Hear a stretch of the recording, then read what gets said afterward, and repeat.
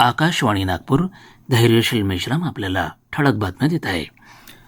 महाराष्ट्र प्रदेश भाजपच्या विविध प्रकोष्ठांच्या प्रभारी आणि सहप्रभारी पदाधिकाऱ्यांच्या नियुक्त्यांमध्ये चार्टर्ड अकाउंटंट आणि अर्थशास्त्रज्ञ मिलिंद कानडे यांची आर्थिक प्रकोष्ठांच्या प्रभारीपदी पुनर्नियुक्ती करण्यात आली आहे.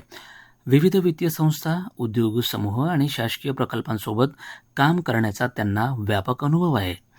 रक्षाबंधनानिमित्त देशाच्या सीमेवर तैनात जवानांप्रती कृतज्ञता व्यक्त करण्यासाठी खामगाव येथील सूरजदेवी रामचंद्र मोहता महिला महाविद्यालयातील विद्यार्थिनींनी एक धागा सैनिकांच्या नावाने या उपक्रमांतर्गत स्वतः तयार केलेल्या शेकडो राख्या भारतीय डाक विभागामार्फत सीमेवर रवाना केल्या.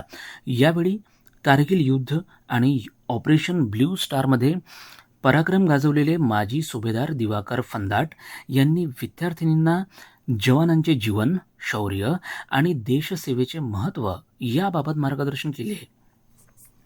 अमरावतीच्या दुर्घटनेच्या पार्श्वभूमीवर अकोल्यात सतर्कता वाढवण्यात आली असून आज नगरसेवक पराग गवई यांनी जिल्हा स्त्री रुग्णालयातील नवजात शिशु कक्षाची प्रत्यक्ष पाहणी केली. यावेळी रुग्णालयात वैद्यकीय अधिकारी आणि कर्मचाऱ्यांच्या 14 पैकी केवळ 2च डॉक्टर नियुक्तीवर असून बाकी प्रतिनियुक्तीवर कार्यरत असल्याची गंभीर बाब समोर आली. रिक्त पदांमुळे आरोग्य यंत्रणेवर ताण येत असून तातडीने पदे भरण्याची मागणी गवई यांनी वैद्यकीय अधीक्षक बापूराव पवार यांच्यामार्फत राज्य शासनाकडे केली. विदर्भातील पहिली राष्ट्रीय पेन्शन प्रणाली NPS जनजागृती कार्यशाळा 26 ऑगस्ट रोजी नागपुरात आयोजित करण्यात आली आहे. सकाळी 10:30 वाजता संस्कृती सभागृह, तरुण भारत भवन, रामदास पेठ इथं होणाऱ्या या कार्यशाळेला MSME DFO नागपूरचे संचालक विजय सिरसाट प्रमुख अतिथी म्हणून उपस्थित राहणार असून PFRDAचे DGM इस्माईल सलाम मार्गदर्शन करणार आहेत. क्रिकेट.